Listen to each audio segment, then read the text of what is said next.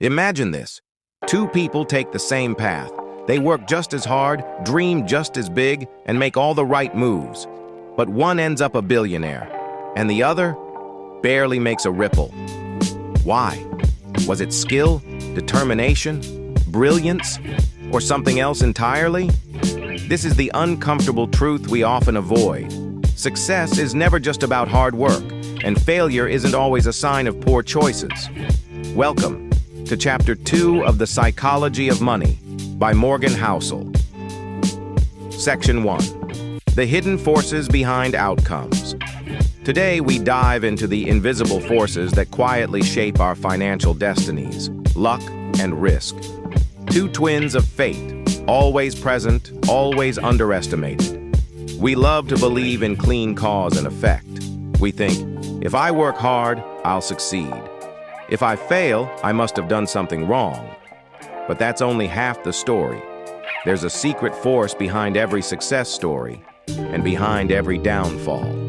Section 2. The Bill Gates Effect. Let's rewind to the 1970s. A teenager named Bill Gates walks into the computer room at Lakeside School, a private institution in Seattle. He wasn't just lucky to be in a great school. That school happened to have one of the only computer terminals in the entire country. 1 in a million students had that access. And that access changed everything. Gates poured thousands of hours into that terminal. That moment of exposure to rare technology would go on to shape the future of Microsoft, software, and global wealth. But Gates wasn't alone. He had a best friend, Kent Evans. Same passion, same intellect, same environment, same drive. But before they could realize their dreams, Kent died tragically in a mountaineering accident. Bill Gates became one of the richest men in history. Kent Evans became a footnote in a forgotten story. Two bright minds, two promising futures, only one survived. That is luck and risk. Section 3. The dice behind every decision. Here's the truth. Luck and risk are two sides of the same coin. They shape every outcome, in ways we often can't see. Think of every success story you admire. The self-made millionaire, the YouTube star, the entrepreneur who cracked the code, the investor who timed the market perfectly. We focus on what they did, but we ignore how the world responded to their efforts. That's what Morgan Housel calls the problem of outcome bias. It's easy to look back and say, they made great choices, but for every person who made the same choices and won, there are hundreds who made the same choices and lost. Why? Because sometimes the dice just didn't roll their way. Section 4. Survivorship bias, the invisible majority. We celebrate the visible winners, but we forget the invisible losers. This is called survivorship bias. We study the habits of billionaires, their routines, their books, their diets. We mimic them, chase them, idolize them. But what about the people who did everything right and still failed? The ones who hustled, showed up, dreamed big. But life didn't cooperate. Maybe a market crashed, maybe a family member got sick, maybe they were born in the wrong place at the wrong time. You've probably never heard of them because they didn't survive the spotlight, but they existed and still do. Section 5. Real-life illustrations. Let's bring this closer to home. Imagine someone who invested their savings in 2007. They believed in the market, did their research, but then the 2008 financial crisis hit. They didn't do anything wrong, but they lost everything. Now flip the scenario. Picture someone who bought Bitcoin in 2012, almost as a joke. They didn't read the white papers. They didn't believe in decentralization. They just wanted to try something new. Today, they're a millionaire. Was one a genius and the other a fool? Or was one just lucky and the other simply unlucky? The truth is, you can't always separate brilliance from circumstance.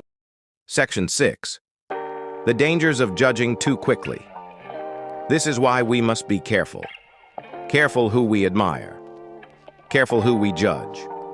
Just because someone won doesn't mean they made all the right choices.